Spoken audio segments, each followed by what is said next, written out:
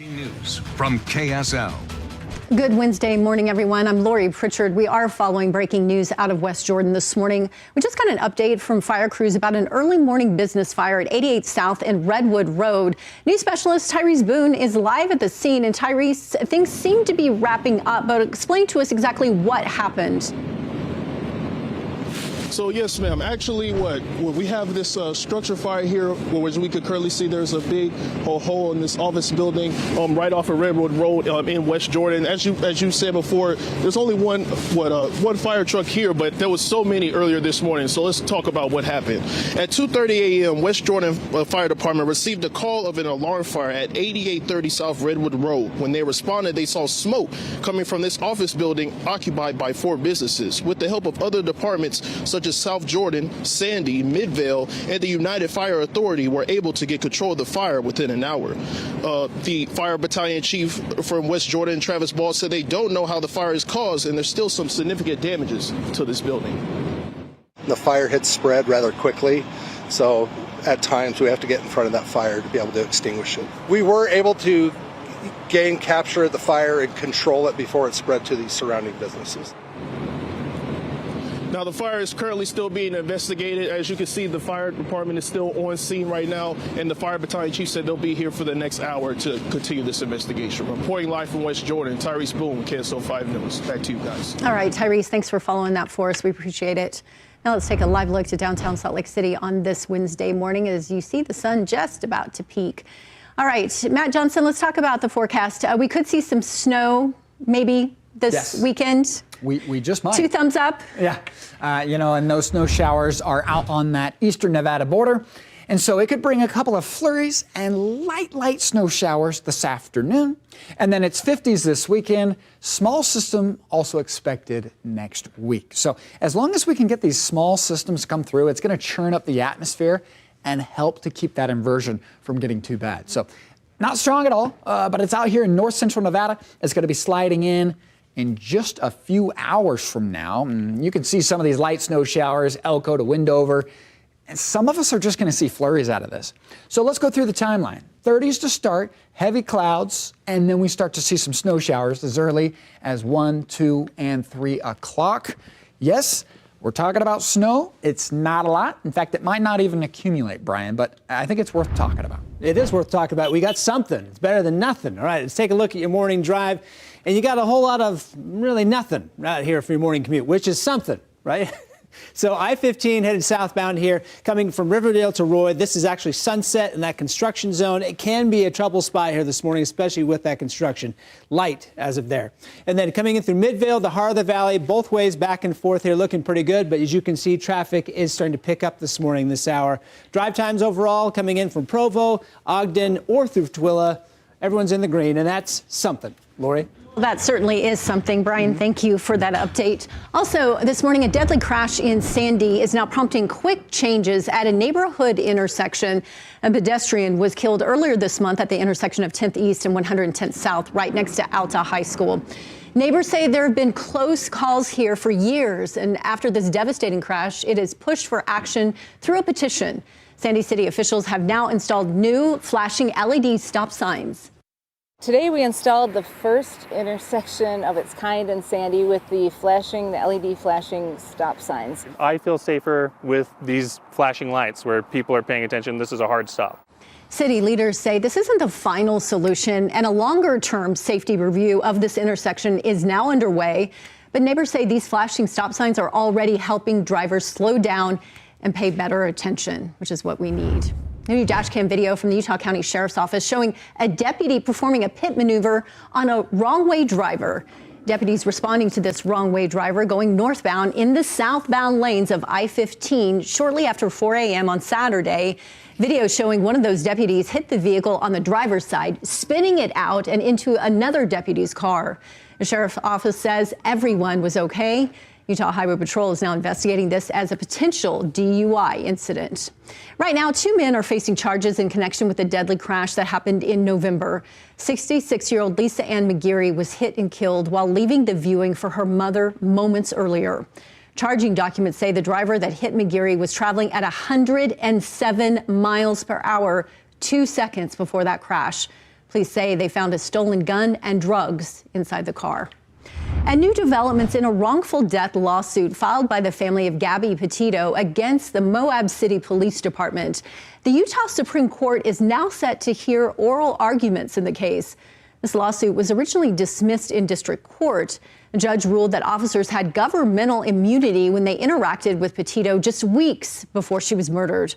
Her family appealed that decision and maintains the department should be held accountable. Oral arguments are scheduled to begin on March 4th. Obstruction charges have been filed against a second man police believe was involved in a mass shooting outside of a church in Salt Lake County. According to police documents, Ezekiel Tai cleaned an SUV linked to that double murder. So far, no suspects have been named and no arrests have been made. One other man has also been charged with hindering the police investigation. They are still looking for that shooter. Utah high school students protesting ICE with a walkout. Abolish ICE! Abolish ICE! And that was a look at one of those protests. Students from Kearns, Bingham, and West Jordan High all held separate rallies. They carried signs as many chanted abolish ICE. They say just because they're teenagers, it doesn't mean they don't know what's happening across the country. The more comfortable you get with violent things happening, the more it's going to happen. The brutality is just insane from ICE, and I don't think anyone should be treated like that. ICE doesn't rule over us. The government doesn't rule over us. Bingham students held their rally at 9 in the morning. Kearns, West Jordan held theirs at 1 in the afternoon. So far, we have not heard protesting students face discipline from administrators. All right, let's get back to Matt Johnson and talk about the weather. We could see a few flurries, perhaps. Yeah, hopeful. We're staying hopeful because we know the way things have gone this year. We've had our hearts broken many times with these weak storms moving in. And you can see a little bit of color starting to pop up here as the sun comes up over the Wasatch Mountains. Clouds up above and a very, very low snowpack for this time of year up at Alta. Current temperature 16 in Heber. It's also in the teens at the higher elevations. Now you get into along the Wasatch Front, it's right around 30 degrees, give or take a few. Logan's 21, 5 in Kemmerer, teens in the basin. Clouds overhead for most of the state of Utah. Pingwich is sitting at 13. You've got 33 in Richfield. So when we look at this low pressure system approaching, it is bringing some snow showers out here on I-80 from about Winnemucca east to Windover. Really, really light stuff. And it is going to provide a chance for snow showers today. From Logan to Salt Lake, I'd say between noon and about 4 p.m. is our best chance. Central and Southern Utah, unfortunately, I don't have anything in the cards for you. But coming up in just a few minutes, we're going to take a look at that 7-day forecast, which does have another small storm system that could help to churn up the air a little bit. All right, sounds good. Thank you, Matt. Just got a new crash in this morning, just seconds ago here on SR 201, headed east towards Salt Lake. No info this morning so far on this crash. In fact, I'm just watching it here for the first time with you here at home. So you've got a crash which appears to be right in the middle lanes, headed eastbound through West Valley City, right near Redwood Road. And so that's causing some traffic backups. I was able to get enough time to give you the view of the backups right here from that camera. It is causing some significant delays on eastbound 201 near Redwood Road. Lori? Brian, thanks for watching that for us. Salt Lake City Mayor Erin Mendenhall delivering her 7th State of the City address last night. She highlighted recent achievements and unveiling plans for the future. At a time when divisive politics and dangerous rhetoric dominate the headlines, the work of effective and representative local government matters more, not less. A large chunk of that speech focused on the vision for the city's Civic Center, which is between the Salt Lake City County building and the Library Square. The plan would convert that concrete plaza outside the library into more green space. In today's world, the role of public spaces has never been more important. Started and ended her speech talking about immigration, and she stated multiple times the city is determined to support residents no matter how long they've been in this country. A push to regulate artificial intelligence in Utah got a celebrity endorsement. Hollywood actor Joseph Gordon-Levitt stopped by the state capitol not as a celebrity, but as a father, urging lawmakers to pass a bill he says will keep children and others safe. I'm worried about them growing up in a future that's dominated by these amoral AI businesses that have proven time and time again that they are incapable of prioritizing the well-being of kids. Gordon Levitt's supporting this bill from Representative Doug Fia that requires AI companies to make and publicize safety plans and then report incidents when they happen. It also prohibits companies from lying about AI risks or retaliating against employees who come forward with their concerns. The legislative committee unanimously approved this bill, sending it to the full House of Representatives for consideration. It still needs to pass the Senate before it becomes law. The state legislature is also looking at a word change in state law to keep crossing guards safe in school zones. The current state law requires a person found guilty of speeding in those zones to spend time with a crossing guard. The bill looks to leave it up to the courts because of safety concerns. They frequently have been hostile. They don't want to be there, and they come up and say, hey, I have to get to work, sign this thing. Well, a crossing guard is usually a young mom or a retired person. It is not their responsibility to monitor people. A second bill would reduce penalties for first-time offenders caught driving under 30 miles an hour inside a school zone. The bill's sponsor says it will help criminal courts focus on speeders who are going faster and who are repeat offenders. And a bill hoping to prevent non-citizens from voting by implementing stricter ID checks on Utah voters is now moving through the legislature after passing easily through the House. Lawmakers who voted against House Bill 209 say it's trying to fix an issue that just doesn't exist. According to a report sent out last week from the Lieutenant Governor's office, there was only one non-citizen on Utah voters' rolls, and that person had never voted before. Her office looked at more than 2 million voters across the state. But the elections coordinator for the Lieutenant Governor's office says this bill strikes a fair balance between ID verification and voter burden. And a Utah lawmaker wants to use more of the state's liquor tax revenue to help pay for school lunches. Right now, 10% of Utah's liquor tax revenue goes towards those school meals, but Senator Luz Escamilla wants to double that to 20%. Her bill would use the extra money to fully cover lunch costs for more students and expand who qualifies for those free meals. Under this proposal, kids who don't qualify for reduced price lunches and whose family income is up to 200% of the federal poverty level would get free lunch at school. This bill, though, has not yet moved forward. All right, let's get back to Matt Johnson and talk about the weather. We could see some snow flurries. We're hoping for that, Matt. Yes, we are.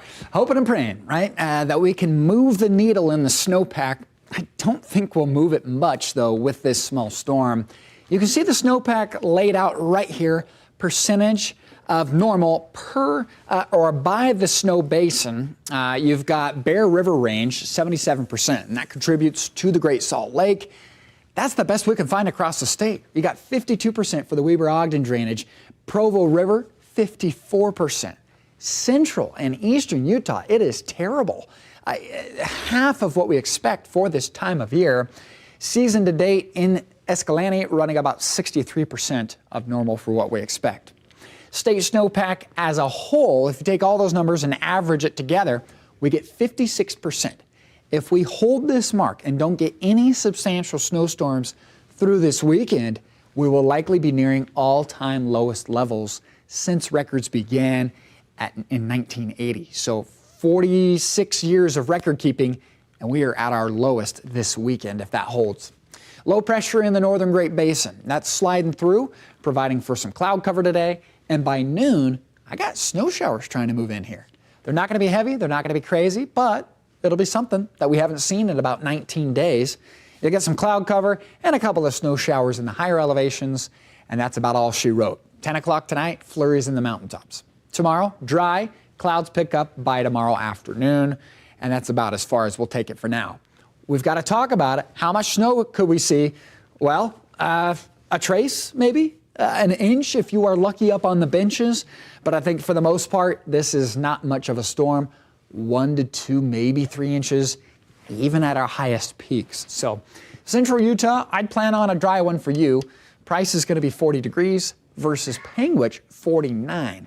Southeast Utah dealing with cloud cover most of the day. And across the north, how about those icons, folks? Picking up some snow showers there. A lot of this is going to be cloud cover with spotty flurries and light snow showers.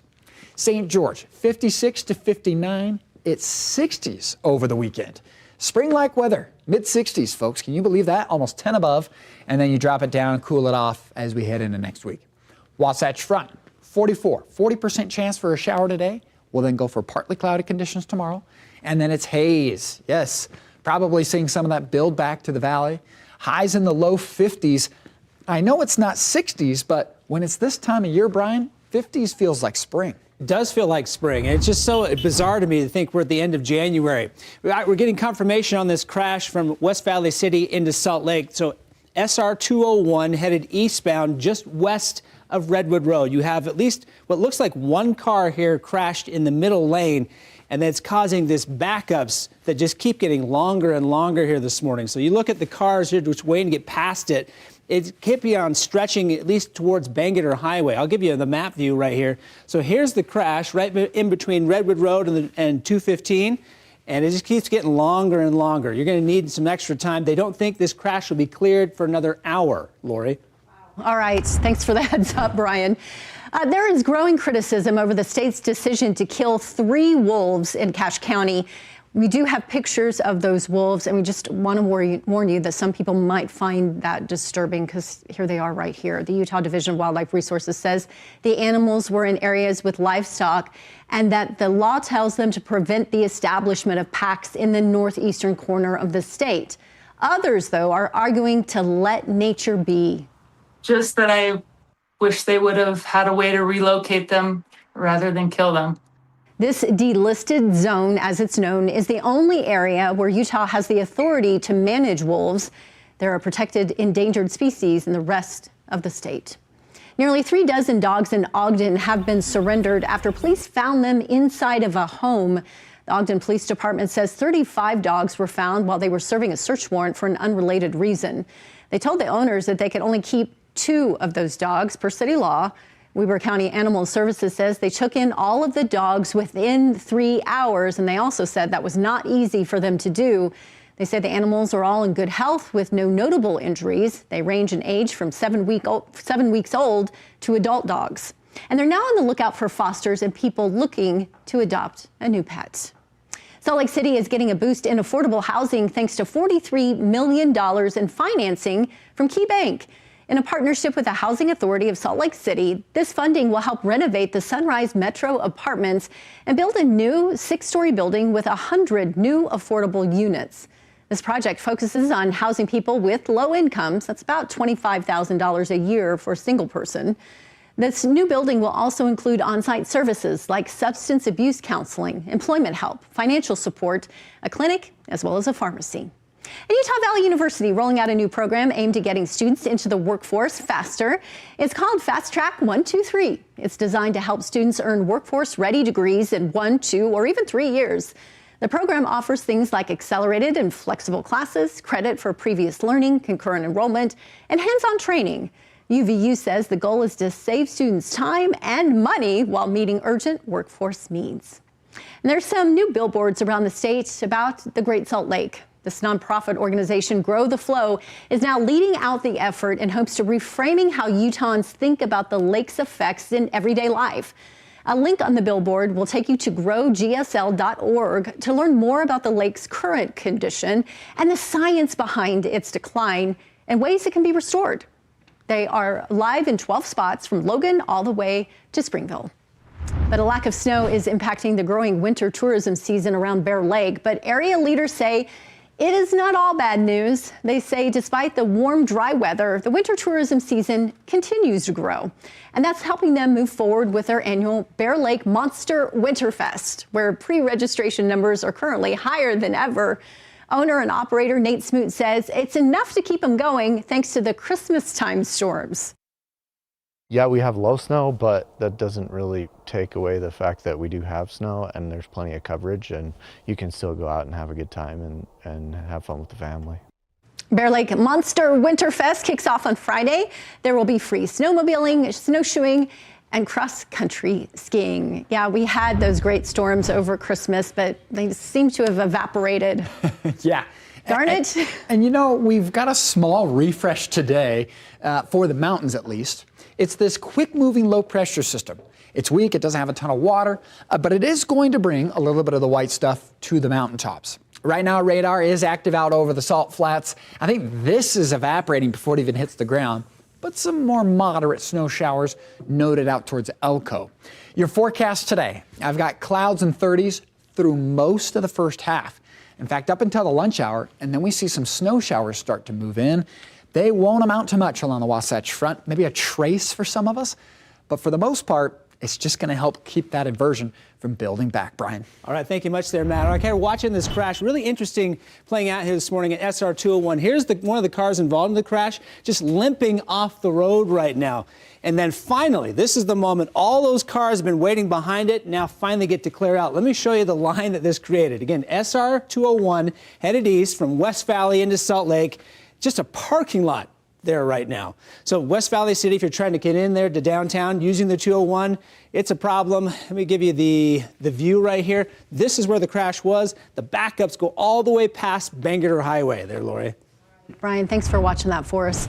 Looking out for the good this morning, a first-of-its-kind documentary created entirely by inmates at the Utah State Prison. This film is called Breaking Chains, and it follows 6 prisoners through part of their incarceration. Utah Department of Corrections worked with the creator of the One Kind Act a Day to get funding for inmates to create this movie. Bo Landon helped coordinate the logistics and said having the inmates do the interviews with each other was pretty compelling. Authentic, it's raw, it's emotional, and I think that is important because it is their voice. They are telling us a story. Organizers at One Kind Act a Day say they hope this program promotes kindness. And Utah will be back in the national spotlight after the Olympics, with the U.S. Synchronized Skating Championships coming to the state for the very first time. The Salt Lake County Council announced it in a proclamation. It will be held at the Maverick Center, March 4th through the 7th. They say thousands of athletes will be participating, with the 89 teams already qualified. They believe the event will help motivate local athletes ahead of the 2034 Utah Winter Olympic Games, having thousands of young athletes who skate competitively right here in the state. Thanks so much for being with us for this segment of KSL News Now. And we leave you this morning with a live look of Salt Lake City waking up. We hope we get some snow today. Have a great day, everyone.